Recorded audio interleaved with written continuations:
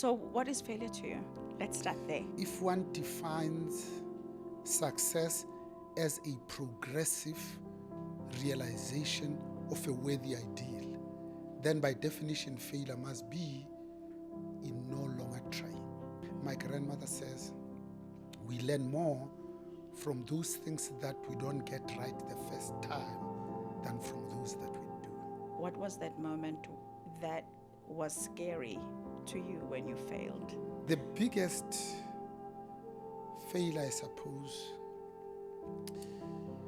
is not being part of a movement that can change the narrative about black people, an organization that can change how Africa is perceived. Africa, like South Africa, is not a poor continent or poor country, just poorly managed. Because how else do you explain the fact that DRC has 80%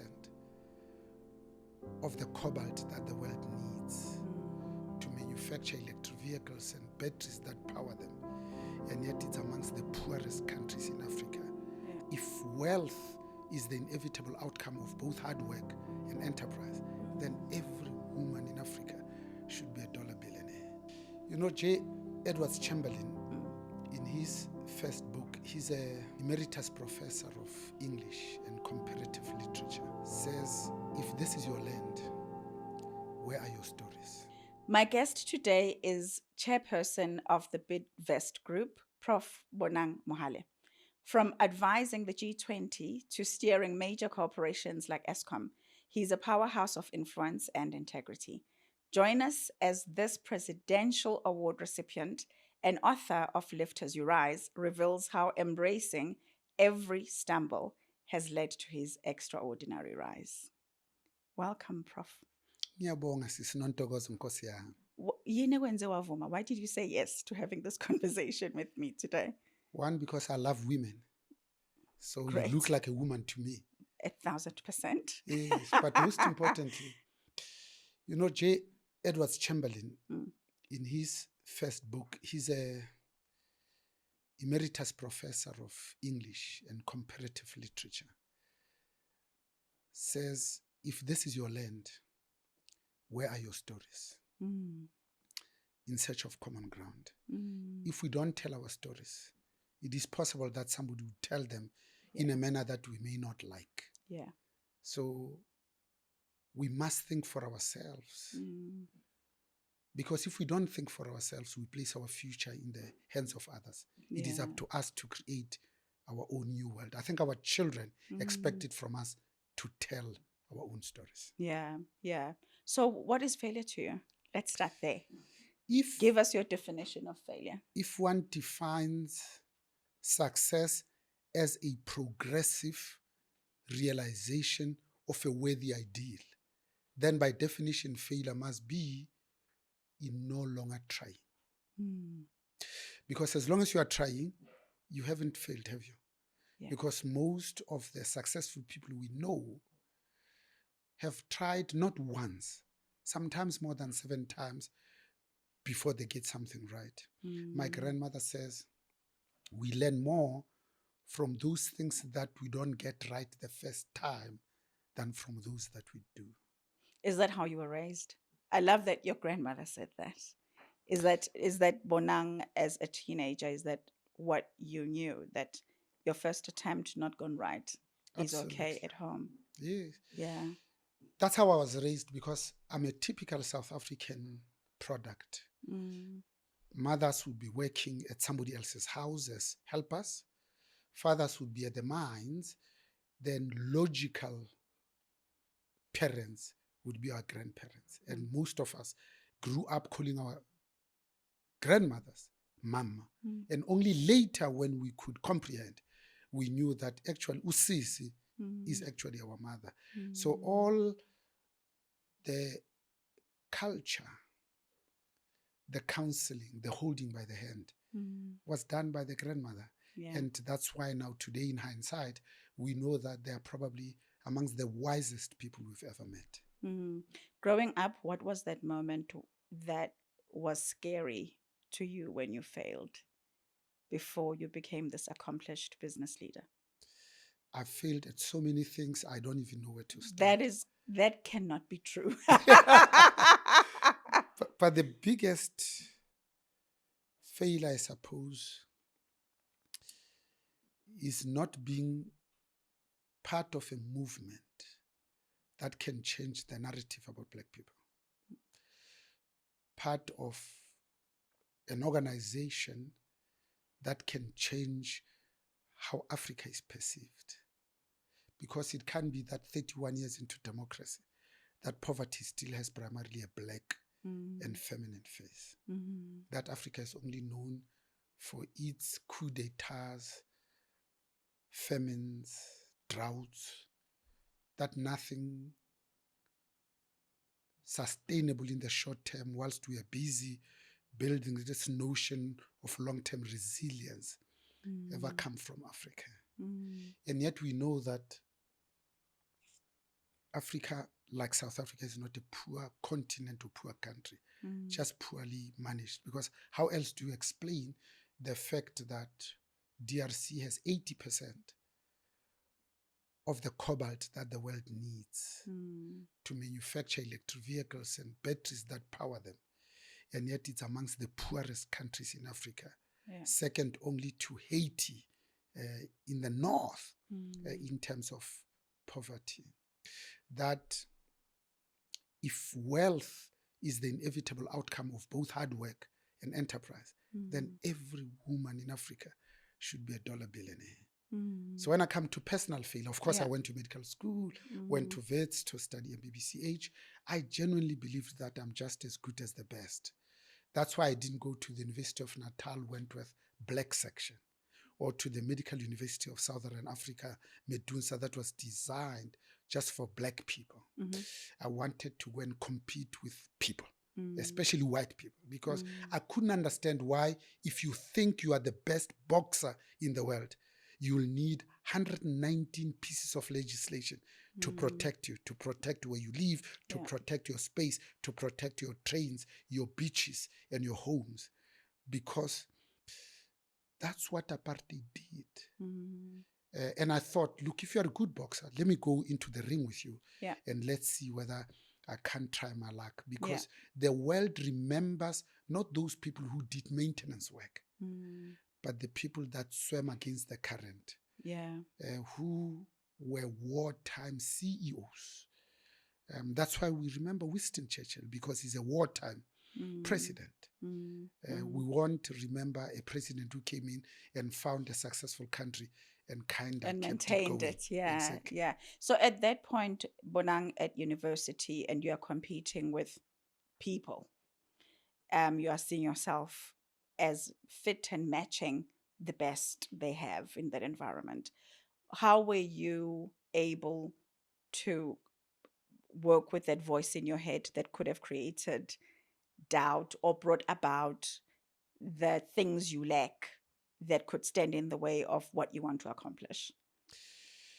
So the first was, I then apply at Wits, and I get an interview with Professor Philip Tobias. Asked me why I want to become a doctor, and I say, because in Katlehong, where I come from, all the biggest houses and the biggest cars, I remembered in my head at that time a Jaguar S-type V8 with double tanks of petrol as the epitome of success. Were doctors. So I lost my father at 17 in 1979. And I said to him, I want to do the type of course that will give me the most amount of money in the shortest period of time. Oh, really? And he said, you in? And he laughed, and he says, I listened to lots of stories here about how people want to save mankind, alleviate disease and suffering. You are the first honest person. You want to make money. Yes, I want to make money and help my mother. And then I get into Wits in January. It's pre-university. And then I'm told that I must apply for a special ministerial consent from the Minister of Interior, because Wits is classified as a white university and Braamfontein is a white area under the jurisdiction of Group Areas Act. 27 of us applied. As I later learned, 11 only were admitted in April. And when I look at the people that were not given the go-ahead, they had better grades than me, cleverer than me, much more hardworking than me. Yeah. That gave me my first taste of social justice. Okay. At that time, when you register, they give you your student card. In there, they load your money to go to the canteen, but also it's an access to go to the library. So it meant I could only access the library on the 17th of April. But you also, on top, over and above and beyond the fact that we waste 2 hours a day, every day, 1 hour going to the modern day Chris Hani Baragwanath Hospital, and then 1 hour coming back, and yet we are still able to compete. So that's when I realized that the world is not fair. And I was, in hindsight, truly blessed that many years later, as I was driving to Witbank, I listened to this most articulate African man who I then later knew to be the late Matuke Lottenlof, who was at the Black Management Forum. And I said, I want to be a manager. So I spent 4 glorious years at Wits, MBBCH, Hillbrow, and then we were the first group to go up the hill to the then Joburg Gen Hospital.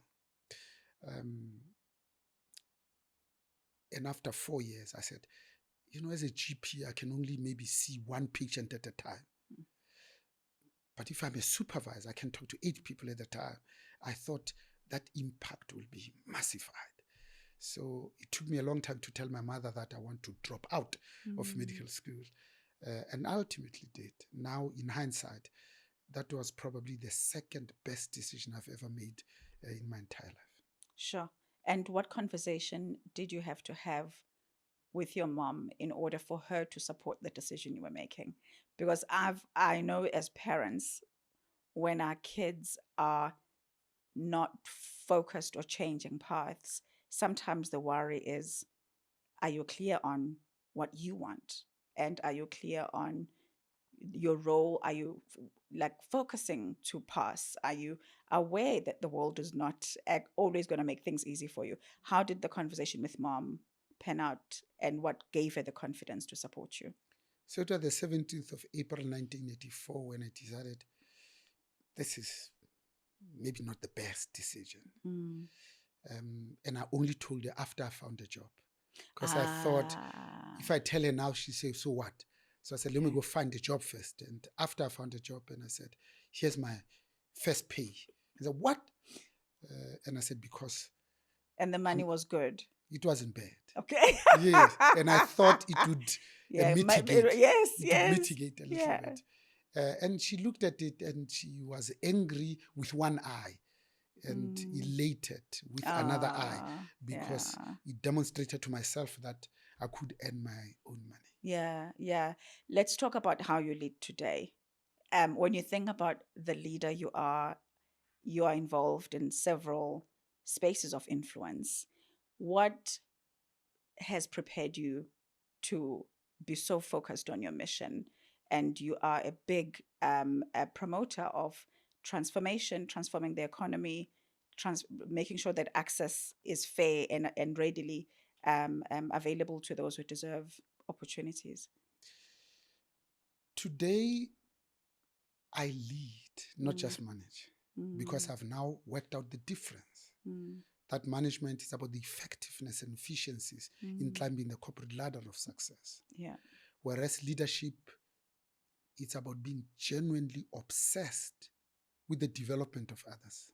So leadership is not self, but the other-centered. It's like somebody who's in love. You know that you get 10 times the joy when you can make somebody else happy, because it comes back to you tenfold. That this thing called love is seeing yourself in another. I lead by what my grandmother taught me, that if you are given something, it's enough to share. That if you are blessed to be in the spaces that your people ordinarily do not occupy, you really only have 2 choices. On the one hand, you could choose to be the one and only first palleted, highlighted, and celebrated. Or you could kick down the door and bring in people that look like you. And today I make it my mission. It's personal. to break down the doors and bring in people that look like me, because if they succeed, I succeed. Everywhere else in the world, all other nations, tribes, clans look for people that look like them, except Africans. You talk about being genuinely obsessed about the development of others. I love the language, genuinely obsessed. How do you see that one is genuinely obsessed? If you're looking for a leader to be a part of your mission, how do you sense that they are genuinely obsessed about the development of others? It's a lag indicator by watching the behavior, because talk is cheap. All of us can promise to climb Kilimanjaro. It's when somebody has pinned the flag, done it, and say, been there. Can it be possible that we can look back in hindsight and say where Bonang has been finally accountable? He's always left another black person. And that will be true. And the majority of them would be African women. It is purposeful, it is deliberate, it is conscious. It is almost the only thing to live for. Because if you don't, you'll be the only one that sticks out like a sore thumb that looks like you have made it when you are surrounded by people who haven't. That's why today we have the confidence to look at business and say business must continue to do well by doing good, because doing good is good for everyone. That there's a problem when you're a business and you produce goods that your own people can't afford. So say Henry Royce says, is it possible to find something that is already excellent and make it better? We know that black people are amazing warriors of people, especially their women. Can you find them living and you help them thrive? Can you not empower them because they were born empowered, but just liberate them to say you are much more than what you've become? That's what gives me real joy. When have you gotten it wrong? As a person who's given opportunity to others through my work, I've had a couple of moments where I've gotten it wrong. Maybe the opportunity comes and the person is not ready for it. Or the opportunity comes and the person forgets to show up in a way that confirms that they were deserving of the opportunity. So I'm going to tell you what I got wrong. Tell me. But after this. Okay. Because we are too quick to label something a failure when it's a learning moment. We are too quick to apportion failure to the individual when it's the system that has set them up for failure. So I'm a good Catholic boy. It reminds me of the parable of the 4 seeds. And it says there was nothing wrong with that seed that fell on fertile ground, got traction, grew, and bore fruit in abundance. It says the farmer spends 80% of their time not massaging the individual seeds. There's nothing wrong with the seed.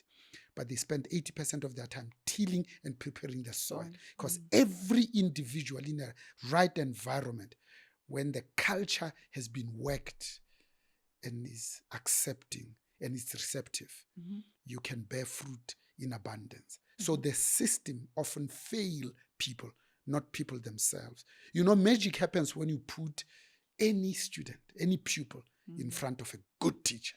Put differently, isn't it amazing that those students whose teachers have high expectations of them, they always do well. So what did I get wrong? I got wrong by putting square pegs in a round hole. So you say this person is ready to be a supervisor without talking to them, without asking them, without co-crafting and co-creating it with them. And they say, no, I hate dealing with people. I like dealing with machines. I don't want other people's monkeys to be my monkey. That's where I failed. But where I've personally failed, I remember when I was a young man, after 7 interviews at Pfizer with a P, my very first job, in pharmaceuticals. They now make vaccines. I came in as a professional sales representative that first year, became PSR of the year. Second year, I became a member of the team of the year. And 4 or 5 years later, then I was called a product manager, which is what I've always wanted, to make things happen. And I'm managing an antihypertensive drug called Renitec for high blood pressure. And it's doing well. It has 15% market share. And I go to the first cholesterol reducers international conference in Montpellier in Italy. And when I come back, I realize that they've launched Prenaval, which has the quicker onset of action. In 4 hours, you can start seeing the results when you measure somebody's blood pressure. And we launch it here. I spent 5.7 million rand at that time, which was a lot of money. We produce pen and pencil packer sets to give to doctors, promotional material, etc. And we launch this thing. The 15% doesn't become 30%, but it becomes 12%, and the new product becomes 7%. And we realize that all we have managed to do is to cannibalize a successful Renitec with Prenaval. And now I have the shame of facing my boss, Barry Scott, to tell him that this thing is not working. Trembling, shaking. I make an appointment, I go to his office and say, this thing is not working. He looks at me and says, so what's the solution? I say, no, let's can it. If that's what you think, it's okay, can it. I stand up, I go towards the door, I stop and I look at him and say, I was so convinced you were going to fire me. He says, why? I left. I worked, Renitec came back to 15%. 2 years later, the opportunity presents itself. We relaunched Prenaval. The promotional material was from the floor to the roof that we didn't use. And Prenaval on its own becomes a 20% market share 2 years later. 2 years later. Yeah. That's what I learned, that sometimes the product was probably ahead of its time. But for me, a township boy who comes from Katleho, who's the first ever to work for Pfizer as a PSR at that time, I thought I failed many others that come after me. Say, see what? We don't want these blacks. They are not hardworking. They don't have critical thinking skills, etc. Whereas in essence, it was probably the product. But why do you think it didn't fire you? Why do you, I mean, given the extent of the outcome at the time? I don't know, but later on when I became his friend, I said, but why didn't you fire me? At that time, I said, you think I'm mad? I just spent 5.7 million on you. Why would I fire you? I'd invested real money in you. I knew that this is the best MBA you could have ever gone through. Okay. And I look back and say, in South Africa, if you go to the bank and say, I'm asking for a loan, but I failed once, they say, oh, in that case, we have nothing for you. Whereas in the US, that's why they're so successful. When you say, I failed in this, they say, how much money do you need? Because they know you've learned something. So I think we need to change how we view entrepreneurship and this thing called risk. Yeah, this is precisely why I'm having this podcast. That shifting how people see failure, changing how people who have failed see themselves after failing. Because I think part of the problem is that almost making that moment of failure become so permanent in your narrative that you take longer to come out on the other side and to actually gather your confidence, gather your belief, and be clear about what the event has taught you so that you become a better way in terms of how you lead and show up, etc. What do you think leaders need to know in order to have that ability of seeing failure in the individuals they have in their organizations as not the end of people's careers? First is experience failure itself. Experience it and think that you're going to die. And you wake up the next morning and realize that you haven't died. You have to go through it so that it's not theoretical. Because today I teach, and these global MBA students, they say to me, don't tell us about what's in the book. We can read. We can use AI. We can Google. Tell us about your own journey and the things that you did well and those that you didn't do so well. So I'm on a mission that it took me 20 years to be a supervisor. Is it possible that it can take them 5 years? So I think it's about, and this in hindsight, developing some sort of a compelling vision. Not theoretically, something that lives in you. Number two is having courage of your own convictions. That if you believe in this thing, even if the whole system does not believe in it, you are prepared to give it up. And Nick Binadel was the dean of the Wits Business School. He had a vision, and he'd go to the Senate and say, the business school can be run this way, stick to your lane.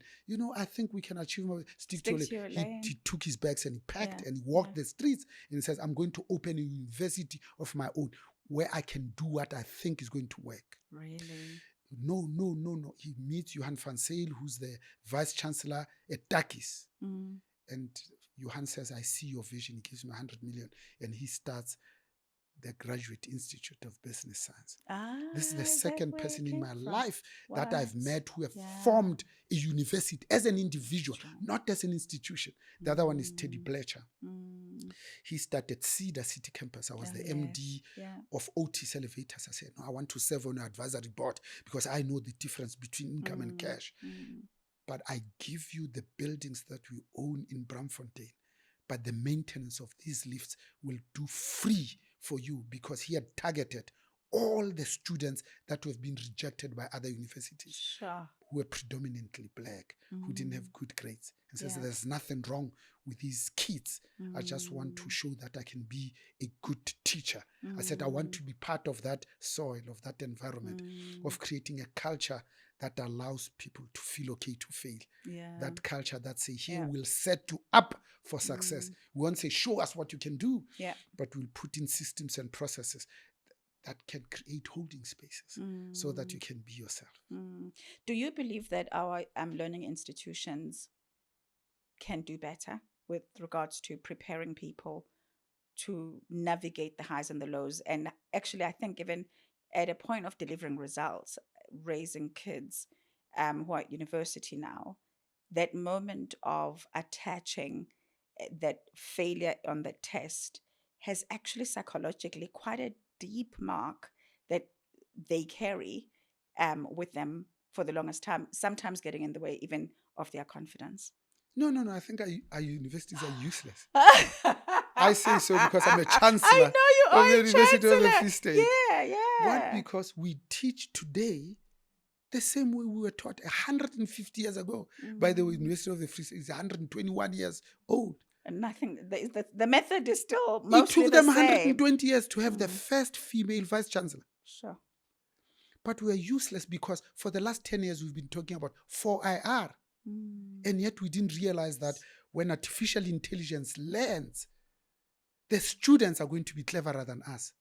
Now we are asking for help to say, please empower the lecturers to understand AI, generative AI, so that we can better deal with the students. Some universities are even much dumber than us. They are saying, how can we ban AI, knowing that it's like putting the genie back into the bottle? How can that be? They can't do that. Yeah. But we are useless because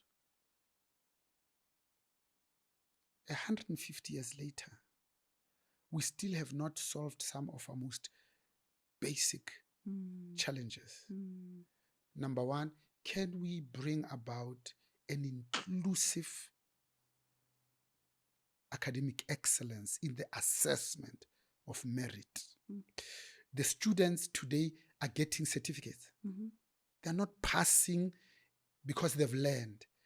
They beat the system. They play the system. They take all the past question papers and they read them. They prepare for them. 60% of the questions we're going to ask come from those, and that's how they pass. But they go into the world of work and they're not prepared for it. So they beat the system because as lecturers, we still have not figured out how to teach them in such a way that we accept that we ourselves are not yet prepared to assess merit. Two, we are hopeless in creating ethical frameworks where these students can come and learn ethically, doing their own work, not because they asked ChatGPT and it said these are the 10 things that are going to be important when you prepare for this paper, and we can't even pick it up. We are struggling to find contextual academic freedom, where people can be free to speak their mind without any fear of retributions or reprisals. There's still a little bit that says, is this not going to be a career limiting move? We have not liberated these young people. We have not yet found a way to give public ownership of these 26 public universities that has 1.2 million students, where the public feel that they are both beneficiaries of these universities, but also co-crafters and co-creators of the curriculum, not that we need today, but that we will need in the world of tomorrow. We're learning by driving the car, looking at the rear view mirror. Lastly, we can't even solve a simple problem of making these institutions to be financially sustainable. We talk about historical debt. In 2022, it was sitting at 16.5 billion, 9.2 billion of which is irrecoverable. In 2022, 100,000 young people completed their studies but couldn't graduate because they owe money to these institutions. Now we punish them because they chose poor parents. Sure. Now, a student who comes from that environment, I mean, there's nothing they can do, really, because the system is structured the way the system is structured. Where else can they go to learn the things that the system didn't teach them? We must be the ones that not reform, because reform is a chameleon that changes color, but transform, because transformation is a fundamental change in both shape and form. We have to uproot the way we assess them. We accelerate them from grade 1 or sub A to 12 years of education, and they write the final matric, and it determines whether they make it or not. And yet we know that the top 1% of the world controls 80% of the economy, and that 1% did not finish their education. And we start with the people who started Apple, Google, etc. They didn't finish because they were bored, because we make them go through these hoops that bears no resemblance and no relevance to what the life that they want to do. We fail them because we take a young girl from Limpopo to Wits and they see a flushing toilet for the first time in their lives, and then they graduate after 3 years, and we put them in the Great Hall, and they walk around in absolute awe because there's nothing in these walls that look like home where they come from. But worse, it's outrightly hostile, because the symbolism and the pictures that we hang on those walls don't look like them. The robes that we wear as chancellors, when we hood them, when we kept them and then we send them to the dean to be hooded, don't look like them. There's nothing more ridiculous than seeing members of the judiciary in Africa who are blacker than black, wearing white wigs. Pretending to be white people, because we're still teaching our children to aspire to be that which is white, which is good and holy and progressive, that everything that is black is backwards and bad. And we put them in a room and we teach them how to eat with fork and knife, what glass goes with what color wine, and we take them to finishing school to say that's what white success looks like. You'll only make it in white corporate South Africa if you walk like this, talk like this, and they are not comfortable to eat with their hands. That's how they grew up in the rural areas. So let's say that's also good. So let's say that there's 5 of these kids. They are having a conversation with you now. They are saying, what are the 3 things I must keep in mind as I figure out the system I was never designed for or trained for?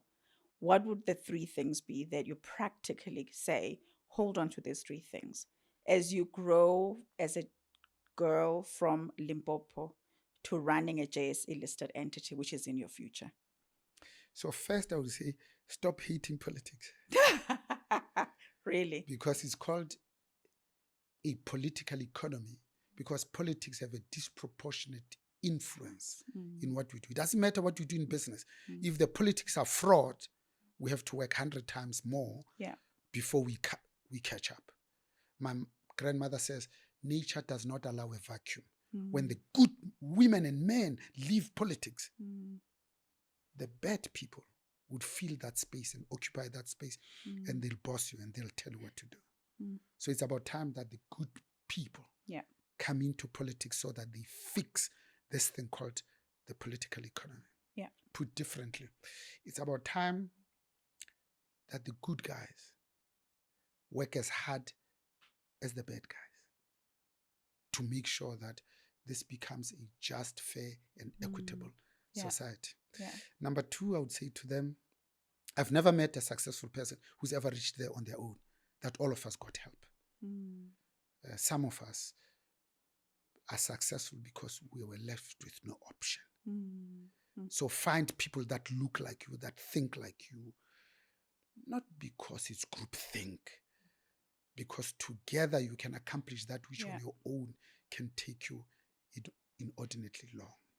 Lastly, it says, when you have an opportunity to kick down the doors and you let in people that look like you, set them up for success so that they know that you've got their back. At a personal level, I'll say to them, ask yourself a question that says, why have I been brought here at this time, in this context, in this country, when so many of us dare to hope that joy and peace will prevail? Yeah. In shorthand, it's called, what's my purpose? Number two, determine early on where you want to play. Because Mandela made it possible for us that it's not go to school, get a job, get married and die.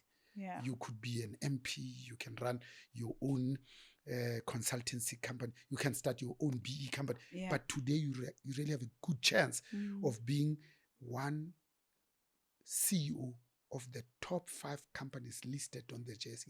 Mandela made it possible. Penultimate one is about what skills do I need? Yeah. Because the skills of 2025 are not the same skills we needed in 1912 when we were excluded from the franchise during the creation of the Union of South Africa that led to the formation of the African National Congress. And then lastly, figure out who is going to help you. Yeah. Because the woman on top of the mountain did not fall there. They climbed up there with other people around them. What do you think the role of mentors and sponsors is? First, can you define what, according to how you do things, what is the sponsor and what is a mentor, and how does one leverage both? Yeah. So it could be part of who's going to help me. Yes, that's So why for that's why me- I'm going there. Absolutely. So for me, you coach people on the job. You hold their hand. This is how you do this. It's like being a lift mechanic. Because what the eye sees, the eye buys. Because if you can't be it, if you can't see it, you can't be it. Imagine going to university and say, draw a balcony. And and you have never seen a balcony. Of course, you'll draw a monkey. Yeah. or a plate. Yes, It could be a absolutely. plate. Yes. The second one is you mentor for general leadership. Because if you can manage a company that sells aeroplanes and Simba chips and integrated energy, you can sell a company that sells knowledge, because the fundamental principles are the same. Yeah. So you need to learn general leadership principles, like don't take things that don't belong to you. Yeah. Especially if you're a leader. Because if you're the CEO and your son comes to you and you say, I forgot to buy photocopying paper, Dad, or drawing paper or plain paper, and say, don't worry, my son, I'll bring it from work. You are giving permission to the rest of the organization to start taking the headquarters, one brick at a time.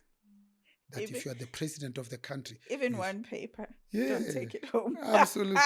So if you are the president of the country and you start stealing from the vulnerable, stealing from the mouths of the children, the poor and the sick and the dying, you are giving permission for the local municipalities to take the water utility home and keep it for themselves, whilst the community is starving. In spite of what we learned, this tragedy of the commons. Sponsorship is different because it says, I want to be your voice in the room when you are not there. To say, you say you're looking for a general manager. You know, I was speaking to Sis Zimkita. I'd asked her to do 6 things for this year. And in May, she came back to me and said, I've already done 8. She has the requisite attributes of capacity, of ability, and she has formed close personal, intimate relationships with her peers. And you make it your mission to defend her. Because again, our forebears used to say, you want to be the one that protects the voice that's not in the room. I know many careers of promising young people that were shattered because somebody said something in the urinals. She said, no, that one is not trustworthy. And the person doesn't stop to say, what do you mean is not trustworthy? Did they steal something? And that's it. And they'll never make it into being a general manager. We promised to be our sisters' keepers. We must put it into effect. Last question, corporate politics. 1, is corporate politics cleanly defined a bad thing? Because you talk about politics, the existence of a thing called corporate politics, is that a bad thing? And number 2, what does it take for one to succeed and navigate corporate politics successfully in your experience? No, corporate politics is a very good thing. That's what I say. That's what I believe. Because in corporate politics, we don't hire Inkabi from Cleveland's Holster to go and kill somebody for 500 rand because they've got 3 more votes than me because I want to be a mayor. In corporate politics, I was, let me learn them, let me understand. Somebody might beat me. Maybe they can be a GM before me because maybe I wasn't ready. By the time I get it, I say, now I feel prepared. It's politics with a small letter P. Corporate politics are good because they are saying, how can we as Black people start co-crafting and co-creating our own corporate politics that makes sense to us rather than playing by the rules of Anglo-American. All their CEOs, without fail, came from one institution in the UK.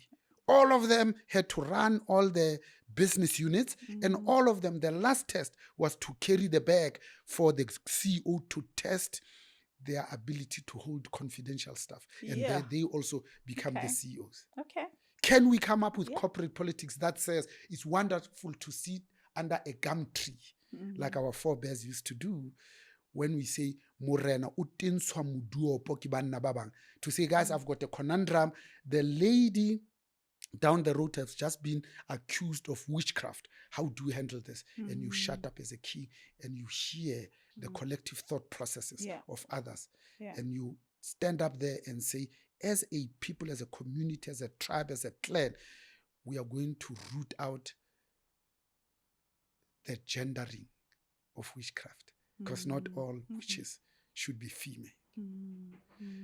I love corporate politics because they beg the question to say, can we come and make it comfortable for 8 Black people in a room alone when all of them are Black and they can speak English that is productive, increase the profit by 60% by speaking isiZulu or Sesotho without thinking that they are less professional when they do so. Corporate politics is about saying, if I'm a steward in South African Airways, which was an award-winning African airline, that when I come to you and I can see that you're blacker than Black, and I'm going to ask you chicken or beef, but I start first by greeting you, because it says I recognize that you are human. Yes, I'm wasting time, but by deeply and profoundly connecting with you, I'm ensuring that next time you buy a ticket in business class because you feel needed and wanted. You feel like it's home. I love corporate politics because it says right from where we started, if this is our land, what are our whispers and where are our stories? Because we must tell our own stories. There's an African adage that says, until and unless lions have their own storytellers, stories about hunting will always glorify the hunter. The hunter. Today we have left it to white male Afrikaner to tell the story of Isandla. Mm-hmm. Well, on that note, what an incredible conversation. Thank you, Prof. Bonang. Thank you. Thank you. Thank you. This was beautiful. Siyabonga kakhulu. Thank you for bringing your wisdom. Thank you for sharing vulnerably. And thank you for inspiring us who are raising kids who are at university right now so we can help them prepare for the real world. You must send them to the University of the Free State. Yes. In Bloemfontein, with 3 campuses, 42,000 students. Yeah. 7 faculties. That's cheers to failure. Including the University of Qwaqwa. And they will know how to navigate failure. Amen. Thank you so much. If you've enjoyed this podcast, please won't you do me a favor?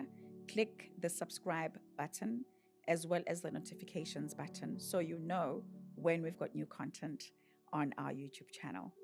And share it with your friends, whoever you believe needs to know that failure doesn't mark the end, but is filled with beautiful, glorious lessons we all need to have. Thank you.